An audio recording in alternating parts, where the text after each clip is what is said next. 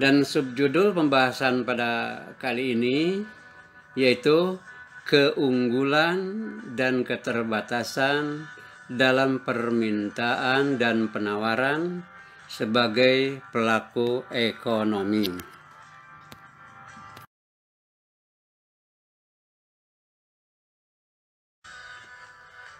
Nah, setiap daerah di Indonesia itu memiliki sumber daya alam yang beraneka ragam. Ada yang kelapa sawitnya tinggi, kemudian memiliki emas, ada daerah-daerah hasil hutan, ada daerah-daerah hasil pertanian. Mari kita contohkan di sini Lampung. Lampung ini dapat memproduksi kopi secara efisien dan murah.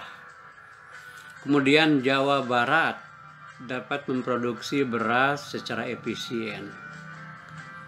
Nah, oleh karena itu masing-masing memiliki keunggulan. Nah, dalam ilmu ekonomi ada perdagangan kedua daerah akan saling menguntungkan jika bersedia bertukar, misalnya bertukar kopi dengan berasnya itu tadi. Dengan sendirinya perbedaan potensi, perbedaan kemampuan daerah menyebabkan perbedaan keunggulan masing-masing daerah.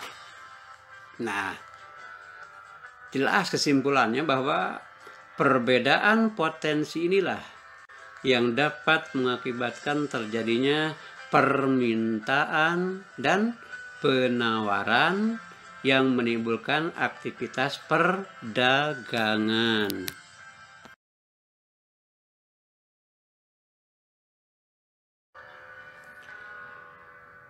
Dalam hal ini kita mengenal kegiatan-kegiatan ekonomi.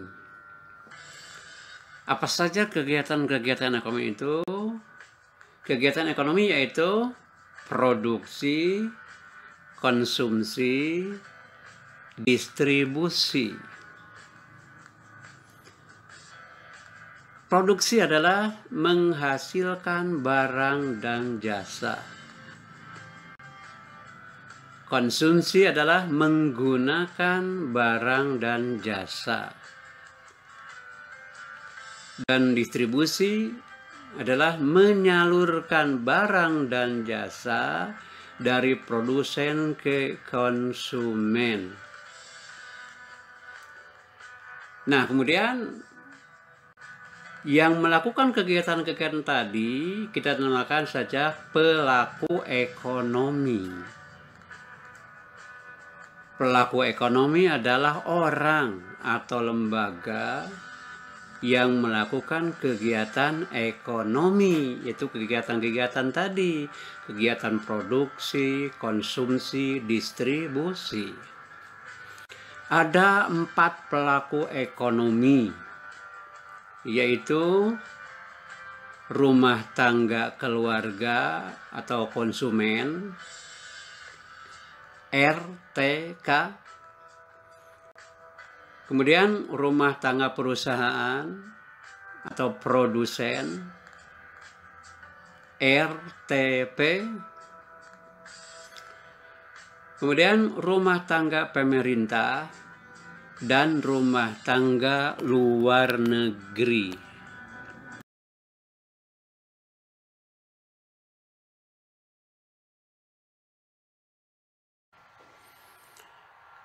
Dan kita perhatikan gambarnya, gambar hubungan pelaku ekonomi 2 sektor.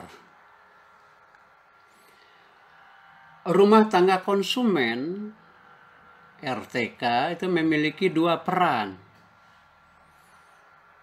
Selain sebagai konsumen tadi, dan juga sebagai penyedia faktor produksi. Apa yang disediakan oleh rumah tangga konsumen? Yaitu lahan, tenaga kerja, modal, dan keahlian. Yang kemudian nanti dibeli oleh perusahaan,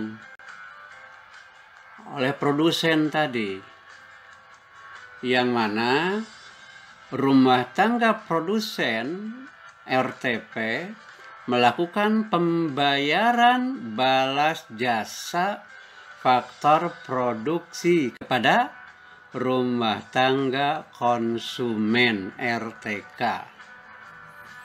Jadi rumah tangga keluarga RTK memperoleh pendapatan dari rumah tangga produsen RTP yang menggunakan faktor produksi.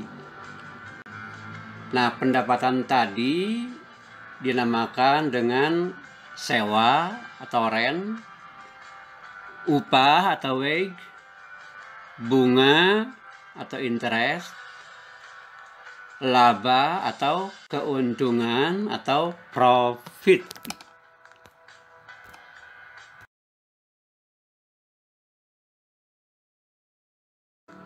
Sewa itu balas jasa lahan. Upah atau wage itu balas jasa tenaga kerja. Bunga atau interest balas jasa modal.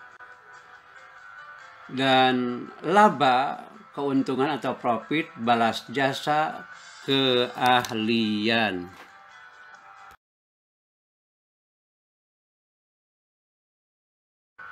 Sewa atau rent yaitu balas jasa yang diterima rumah tangga keluarga karena telah menyewakan tanahnya kepada perusahaan. Upah atau wage itu balas jasa yang diterima RTK karena telah mengorbankan tenaganya untuk bekerja pada perusahaan.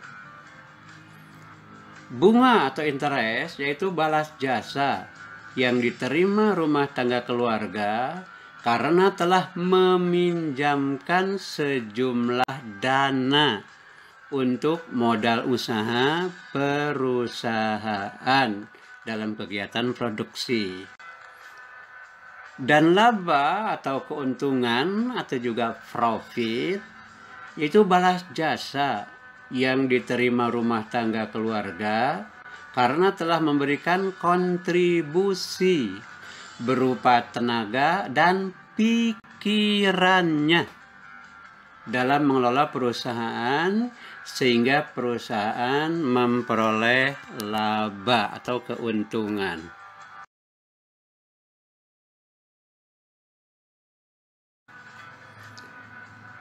Rumah tangga perusahaan yang disebut produsen merupakan pelaku ekonomi yang berperan sebagai penyedia barang dan jasa bagi konsumen.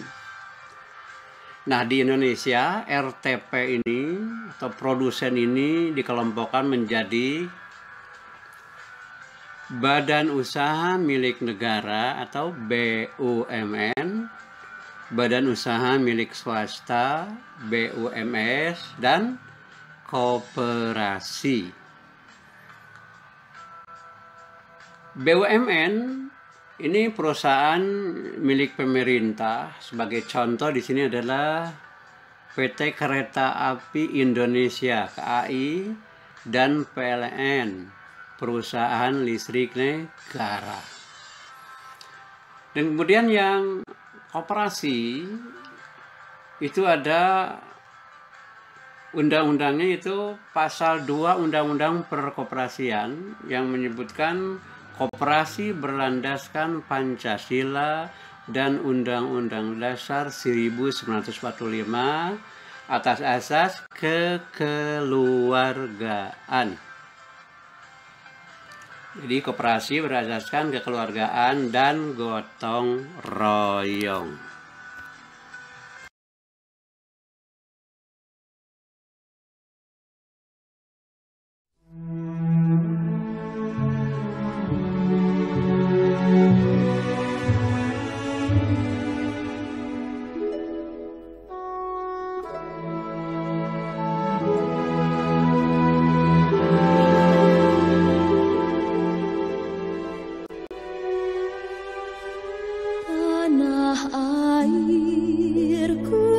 lidahku